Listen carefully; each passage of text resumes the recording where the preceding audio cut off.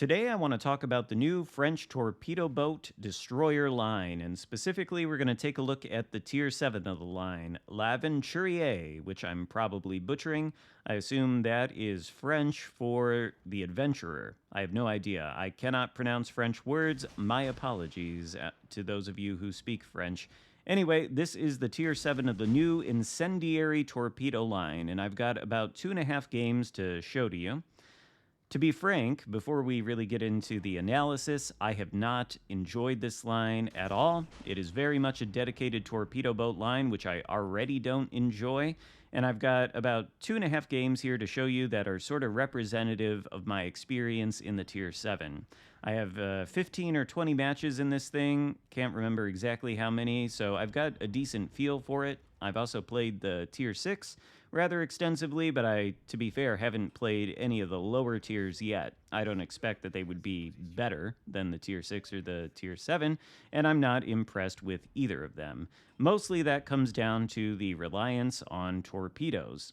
They're sort of like the IJN original torpedo boat line in that sense, where they're very much dedicated torpedo boats and their main battery gun power is not good, except for the HE Alpha Strike, which in both cases is fairly decent.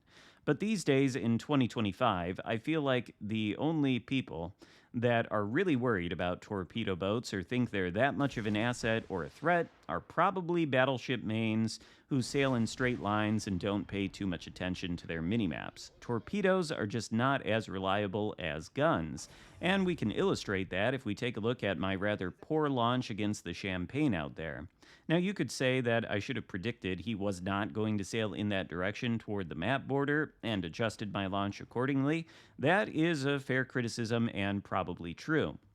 However, torpedoes, just with the nature of them, you have to launch them out of these launchers. They've got to travel in a straight line at a certain distance before they reach the target, and if the target changes course or speed, even by a little bit, it can completely throw off the whole launch and net you 0 damage at all. Guns, on the other hand, you fire them out of the barrels, the shells leave the barrels, and within a couple of seconds, they're making contact with the target and dealing damage. And ultimately, it is good guns that you need if you want to perform the main duty of pretty much any destroyer, which is countering enemy destroyers. You need guns in order to win fights against those. Now, to be fair, we do have really good concealment in this thing. We're sitting at 5.2 kilometers with my build, which I'll show you in a little bit. So we can probably comfortably outspot a lot of destroyers that we're likely to face. However, outspotting them is not that great of a value if you don't have any teammates to assist you. And we don't in this case. We've got one cruiser kiting toward the Delta Cap, and then we've got USS Laffey sort of in front of the Charlie Cap. He left the Bravo flank early on in this battle for reasons unknown to me to come over here, and he's going to end up sinking shortly, which is going to leave us with only that cruiser kiting away. Not exactly a lot of assistance. For our part, we started this battle by going around that volcano-looking island because there was, I think, an Amalfi in that Charlie Cap, or a destroyer that set a smoke screen and concealed all the enemies on the other side of that cap. So we went around to acquire vision for like 3 cruisers that came over here to help us out with this flank, but they all ended up sinking, so our spotting was pretty much all for naught. We've since had to retreat, and now this is where we find ourselves, being chased by a Fletcher. Luckily, we did take down the Cleveland with those torpedoes, and as you saw, the damage against the Cleveland with the torpedoes was not exactly impressive. We'll talk about that in a little bit, but now we're in trouble because we've got Amalfi out there 10 kilometers away, and we're spotted by Fletcher. We have basically no assistance, the cruiser is too far, and with Fletcher spotting us, Amalfi is going to be able to shoot at us, likely with sap, which is going to hurt us a lot, so we smoke up in order to block Fletcher's line of sight.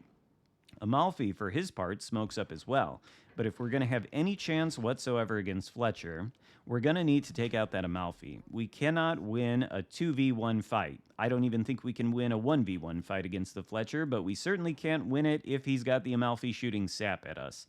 So we're out of the smoke screen now, trying to avoid being spotted by the Fletcher. Amalfi is still in his smoke. We've got the torpedoes at the ready, maybe we would launch them toward the Fletcher. That's probably our only hope of sinking him, but there's Amalfi. So we decide instead he's got about 2/3 HP. We should be able to take him out with these torpedoes. We're going to put one on the indicator, which we realize instantly is a mistake. So we're going to correct that by sending the second set out a little past the lead indicator. And hopefully that is enough lead to get hits on the Amalfi. Again, he's at about 2/3 HP. We've got 3 torpedoes sailing toward his broadside. He's not really correcting his course or his speed. I don't think he thinks these torpedoes are maybe that much of a threat. However, our lead was pretty much perfect. We're going to get all 3 of these torpedoes on target, but as you can see, they're not enough to take him out. So the main battery guns are out, and, well, 4 shatters. You would think we just need 1 pen to get this guy sunk, but no pen is forthcoming. And the second salvo, these guns are a little bit floaty. Our aim was off. We didn't exactly hit. And now Fletcher is shooting at us, and he's basically at full HP. We're going to return fire now. Amalfi is not really firing back at us. Frankly, I don't know that there's any good choices here. We either ignore the Fletcher and we try to shave off the remaining HP of that Amalfi. We do have shots coming in from the friendly cruiser, but we pick the probably worst time to smoke up. We lose sight of the Amalfi. Cruiser can't shoot at him anymore. Our mistake, I suppose. We're going to try to correct that. Get vision on the Amalfi again, but I think it's too little too late. Fletcher has a bead on us. He's not going to lose us at all. We launch torpedoes. Another mistake probably on our part. A waste of time. We should just be shooting the guns. But even if we had hit the Fletcher there and hit him once instead of launching the torpedoes, well, he's got a lot of HP left. And there's 60 damage there against the Fletcher. Yeah, we stand no chance. We're going to be taken out even by a Fletcher running a Gleaves build, of all things. Very tragic. Now on to the second battle. These two together, we would go on to lose that first battle, by the way, in case you were wondering. This second battle, we are going to win, and I think both of these battles, in terms of the overall damage done and just the overall feel of the thing, are pretty representative of my experience in L'Aventurier, or the Adventurer, whatever you want to call it. Now we'll go over the stats, which in some cases I think are sort of impressive, in some cases not.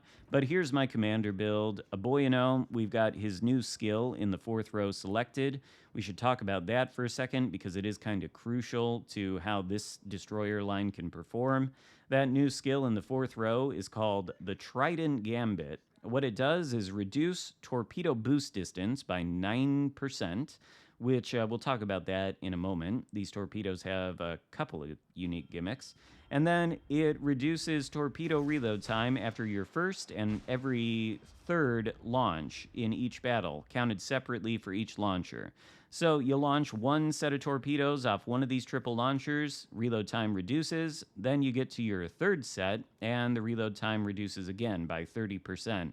The trade-off for this skill is a 7% nerf to the main battery reload time, which is not ideal, but the main battery reload time is pretty bad to begin with. So we also have Sims and Bai as inspirations for more HP and more concealment. Now, as for the survivability, this thing has 19,360 HP with the Sims inspiration.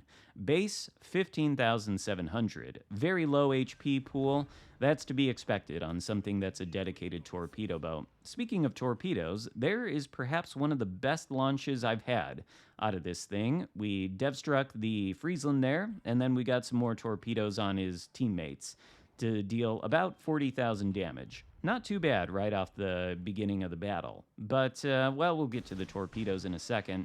The guns, as I've already alluded to, they are not good at all. These are 3 130mm guns, typical French destroyer size, bigger than most destroyers. And they have a measly 10.2 kilometer range. Not good at all. The reload time is likewise atrocious at 7.6 seconds with this build, although base it is 6.5. And I've tried to see if it's possible to get a decent gunboat build out of these things instead. I would say not really. They very much are dedicated torpedo boats with that 6.5 second base reload time. As for the HE parameters, they're decent. We have 2008 maximum HE shell damage with the Aboyano base trait, although base HE damage is 1950. They have a 9% fire chance, which might sound good until you take into account the exceptionally lengthy reload time. I don't know how great they are at starting fires. You certainly don't get a lot of shells on target with the reload time, I'll just say that. And the AP, 2400 maximum damage, not that bad. The shells are floaty though, as you can see, and so they can be not that easy to hit at longer ranges. Now, on to the main armament of these things, the torpedoes. With this build, these torpedoes on L'Aventurier have a 12.8 km range, base is 10, and then they have a boost distance. The boost distance is the distance required for the torpedo to reach its maximum performance. It's 7.5 kilometers, initial is 8.2. And what it means by maximum performance is these torpedoes have varying speeds and fire chance. The initial speed out of these torpedoes with this build is 64 knots. And then once they reach 7.5 kilometers, they go up to 99 knots, which sounds absurd on paper and probably is in practice too. But at the same time, that's not the full story. The reload time is 84 seconds with the build, and then the special skill on Aboyano buffs that a little bit more. The initial fire starting chance is 100%, which sounds absurd, and then the maximum fire starting chance once they've reached their maximum boost distance is 400%. And so you would think guaranteed fires pretty much every torpedo hit, and yet we have 7 torpedo hits and 2 fires lit, so it's far from guaranteed. The maximum damage, which I don't know if that increases as the distance increases. It might, because it's called maximum simulated damage. The simulated amount of torpedo damage that factors in aspects of hitting a hypothetical enemy ship to provide a more accurate estimate of max damage you can expect from the ship's torpedoes. That's the description in the specs page. Make of that what you will. But the maximum simulated damage is a mere 13,472, which is why, taking into account torpedo damage reduction, you saw some of the torpedo hits against the targets earlier on in this battle not yielding exactly an impressive amount of damage. And then the concealment. The concealment initially on these torpedoes is a stealthy excellent 1.2, but at maximum range, or maximum boost distance, I guess, it blooms out to 2.1, which is atrocious, especially if you consider skills that reveal torpedoes more quickly or sonar. I think even if they are going at 99 knots, maybe that, weighs against the terrible detect, but I think probably a good deal of reaction time. And then, well, the torpedoes, kind of like the IJN torpedoes, do tend to spread out and leave gaps in between them that should be able to allow enemy targets to dodge. The AA parameters on this thing sucks. I don't think it can shoot down even one plane, so there's not much more to say on that. Maneuverability, not good. 35 knot base speed, 3.9 second rudder shift, 620 meter turning circle. That's decent, but the speed is slow. We do have a 20% engine boost, so we can get over 40 knots. And we also have these sort of Pan-Asian smoke screens, which are some of the best in the game.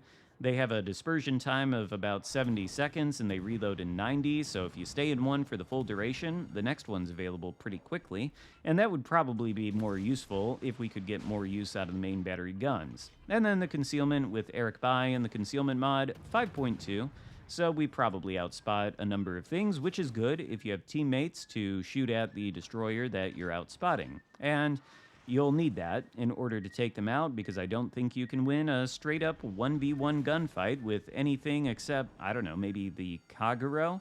I think if you put this thing and the Kagero together in a straight-up 1v1 equal gunfight, it'd be a toss-up as to who comes out on top. I guess these destroyers have better turret traverse than the Kagero, so maybe that's the deciding factor. But the reload time, I think, is fairly similar. Kagero might actually have more reload time, and I think it's got more HE alpha, so maybe it would actually win. I don't know. In any case, this destroyer line seems to be a dedicated torpedo boat line, where you can't really spec into the guns, And if you are familiar with my work, you know that I don't like the IJN Torpedo boat line at all for that exact reason.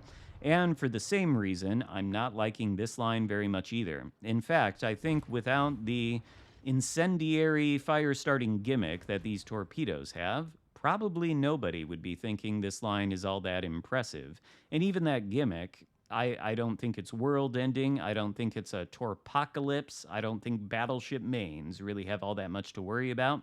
If anything, the fires that these torpedoes light will put pressure on your damage control relative to your teammates. Cruisers lighting fires to follow up fires started by your torpedoes when the DCP is on cooldown. In order to get a permafire with these things, you'd probably have to stagger your torpedo launches, and I don't know how realistic that is. But overall, I'm not enjoying the line that much. I'll continue playing it, maybe I'll change my mind, but this line and this ship in particular, not all that impressive to me. Let me know what you think in the comments, give the video a thumbs up, consider subscribing, and I'll see you next time. Goodbye.